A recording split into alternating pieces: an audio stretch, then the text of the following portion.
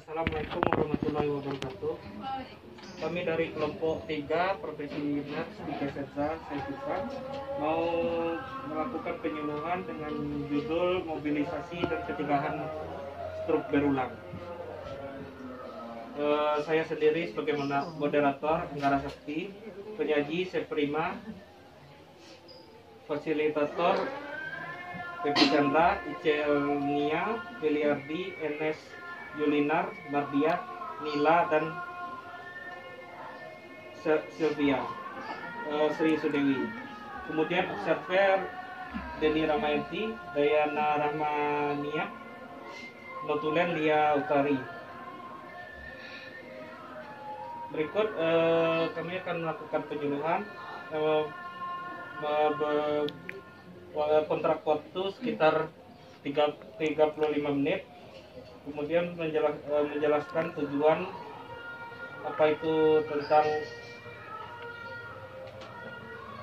mobilisasi dan pencegahan stroke berulang yang akan disajikan oleh saudari Seprima. Pada saudari Seprima dipersilakan.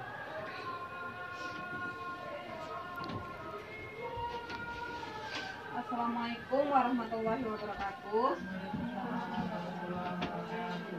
Terima kasih kepada saudara moderator.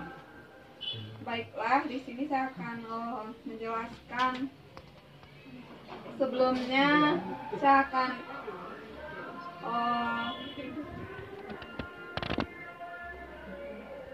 sebelum saya melakukan penyuluhan, saya akan menanyakan kepada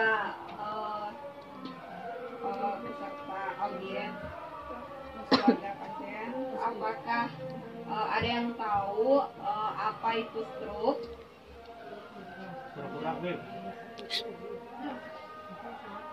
Ada yang tahu? Tidak. Belum tahu. Baiklah, di sini saya akan menjelaskan apa yang dimaksud dengan stroke. Stroke adalah penyakit yang terjadi akibat penyumbatan pada pembuluh darah otak atau pecahnya pembuluh darah di otak.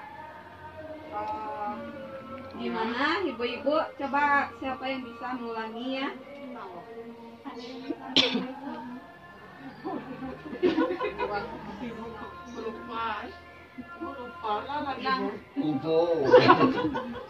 Jadi stroke itu adalah penyakit yang terjadi akibat adanya penyumbatan pada pembuluh darah di otak atau pecahnya pembuluh darah di otak. Gimana? Sudah paham? Baiklah, saya masuk apa penyebab dari stroke itu sendiri. Ada yang tahu sebelumnya penyebab dari stroke? Gimana Bapak? Makanan dulu. Hah? Dari makanan. Bisa. Pikiran. Otak. Pikiran. Bisa. Tapi di sini saya akan menjelaskan penyebab stroke secara rinci. Baiklah, penyebab dari stroke itu sendiri disebabkan oleh disebabkan oleh trombosis. Apa itu trombosis? Jadi trombosis itu adalah penyumbatan yang terjadi akibat gumpalan darah di pembuluh darah. Ada gumpalan di pembuluh darah. Jadi terjadinya aliran darah menyumbat sehingga terjadinya pecahnya pembuluh darah sehingga menyebabkan stroke. Kemudian yang kedua disebabkan oleh embolisme. Apa itu embolisme? Embolisme itu penyumbatan yang disebabkan oleh benda asing atau zat asing, termasuk seperti lemak, seperti gelembung udara, dan lain-lain. Yang ketiga, iskemi, yaitu aliran darahnya tuh berkurang.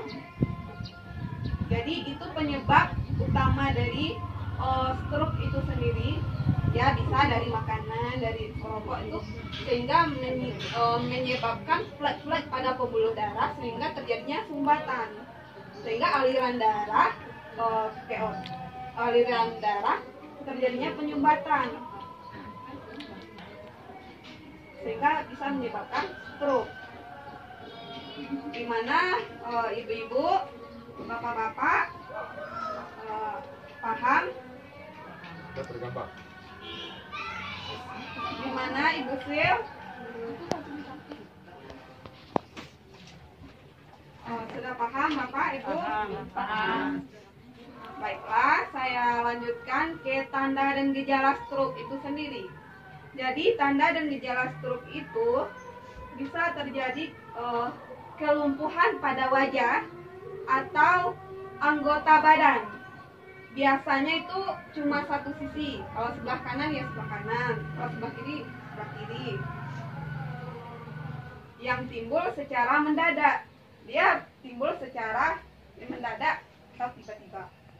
Kemudian yang kedua, adanya perubahan status mental, seperti dia tuh bingung, menggigau gitu.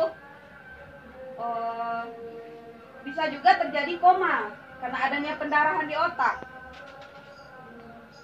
Kemudian afasia. Apa itu afasia? Bicara tidak lancar. Dan juga gangguan penglihatan. Kemudian bisa mual, bisa muntah, dan juga nyeri kepala atau nyeri kepala yang hebat atau disebut juga dengan vertigo. Nah, itu adalah tanda dan gejala stroke. Nah, bagaimana Ibu? Ada yang tahu bisa mengulangi tanda dan gejala dari stroke itu sendiri?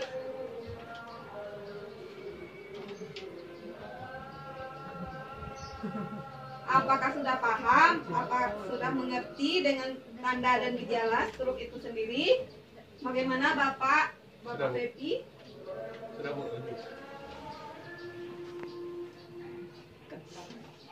Baiklah, untuk selanjutnya saya akan menjelaskan bagaimana mobilisasi pada pasien stroke. Apa itu fungsi dari latihan mobilisasi pada pasien stroke itu sendiri? Pertama, untuk memperbaiki fungsi neurologi secara untuk terapi fisik. Kemudian untuk mencegah kekakuan sendi. Dan juga melatih semua otot tubuh untuk meningkatkan fleksibilitas tubuh. Itu fungsi dari latihan mobilisasi. Sekarang kita akan mempraktekkan bagaimana mobilisasi pada pasien stroke. Baiklah. Langsung dijelaskan. Oh, dijelaskan ya. Tidak dijelaskan. Dijelaskan. Cuman dijelaskan.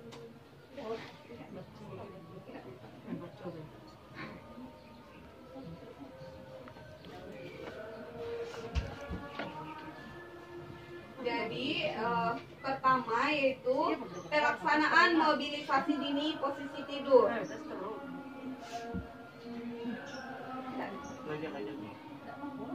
Ya Bu, letakkan baiknya bisa nanti.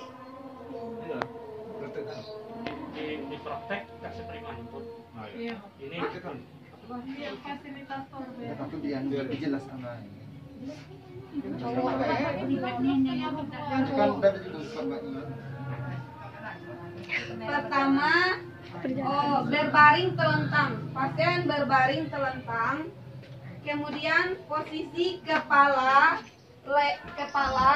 leher dan punggung harus sejajar. Harus lurus.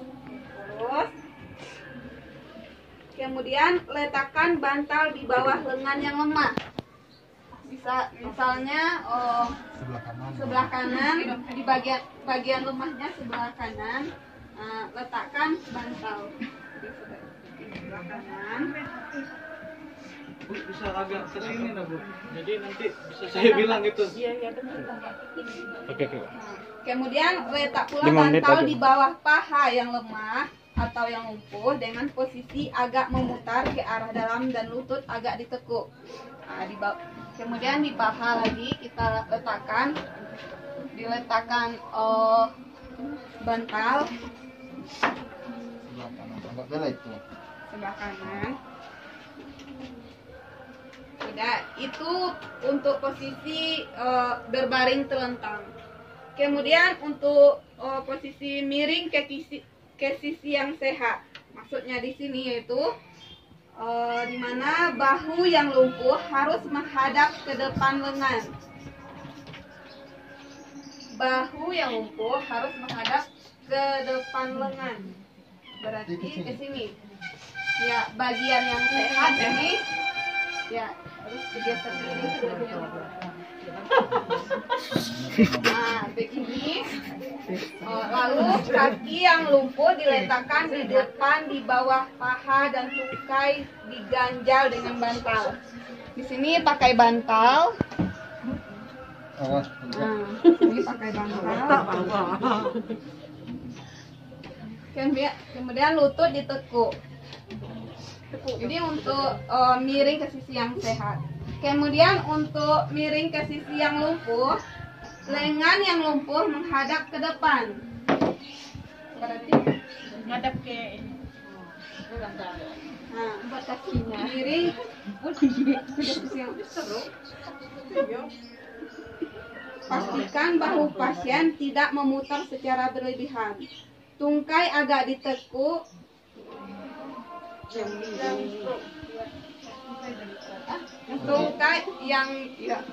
Tungkai agak ditekuk. Tungkai yang sehat menyilang di atas tungkai yang lumpuh. Ini yang sehat menyilang tungkai yang lumpuh. Dengan ganjal bantal. Berarti ada ganjal bantal. Begitu. Untuk yang kedua yaitu latihan gerak sendi. Latihan gerak sendi atau range of motion adalah bertujuan mengurangi kekakuan pada sendi. Pertama, kita fleksi dan ekstensi pergelangan tangan. Ini dah. Itu kan sudah. Fleksi dan ekstensi. Ya. Fleksi, apa itu fleksi? Fleksi itu adalah gerakan menekuk. Berarti begini. Yang mana? Gimana tadi? Menekuk. Iya. Ini. Kalau ekstensi berarti Ekstensi ke depan. melurus. Dah ekstensi ke depan. Apa? Ya, keluar mendekati. Ini Nah, ini ekstensi dan ini fleksi. Kemudian ini Fleksi. abduksi Fleksi, ekstensi. menjauhi bagian Fleksi. tubuh. Ini adduksi mendekati tubuh. Kemudian pada bagian siku. Untuk bagian siku seperti ini. Ini bagian ini untuk fleksi. Gimana Pak? Sakit Pak? tidak. Kalau pasien merasa sakit, nah, ini ekstensi. Ini fleksi, kemudian ekstensi. Fleksi, ekstensi. Kemudian aduksi, aduksi. Kemudian rotasi. Ya. Rotasi, memutar. Untuk astoy. Untuk selanjutnya bagian bahu.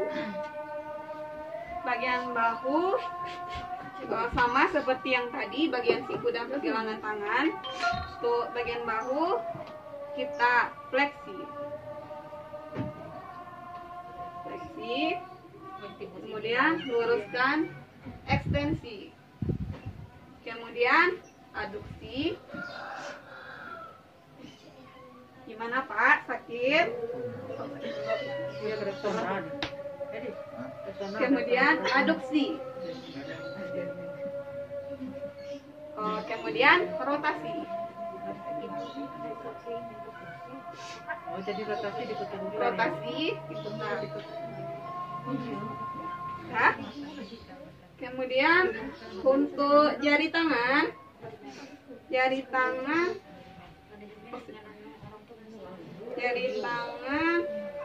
ini ada yang abduksi seperti ini, ada yang adduksi. Gimana Pak? Terasa sakit?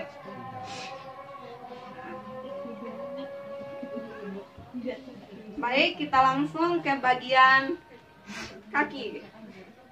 Untuk kaki yang pertama itu bagian panggul.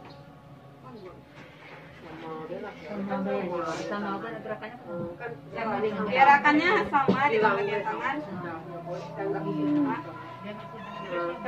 Sama gerakan tangan dan kaki sama. Untuk gerakan kaki sama dengan gerakan tangan tadi. Jadi kita lanjutkan. Kita kembali ke moderator.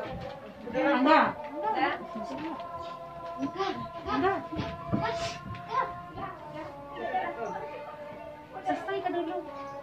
Selesaikan dulu. Ini ada sih yang begini kan tadi. Iya, Baiklah, itulah hasil penyuluhan kami. Apakah ada pertanyaan sebelum kami mengakhiri? Ada pertanyaan? Sudah jelas. Jelas kali. Baik, itulah hasil dari penyuluhan kami. Apabila lebih kurang kami mohon maaf. Oh, kami lanjutkan kepada observer untuk menyampaikan hasil dari penyuluhan kami. Terima kasih kepada moderator. Pasien boleh juga. Alhamdulillah, penyuluhannya berjalan dengan lancar. Dan waktu yang diberikan selama 30 menit berjalan sesuai dengan waktu. Dan keluarga pasien juga aktif. Terima kasih.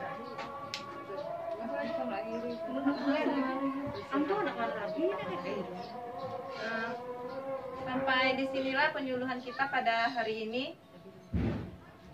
Jika ada kesalahan dan kekurangan kami mohon maaf. Assalamualaikum warahmatullahi wabarakatuh. Waalaikumsalam warahmatullahi wabarakatuh. Cindy kak? Jalan bis. Nah. Alam. Campaknya baju.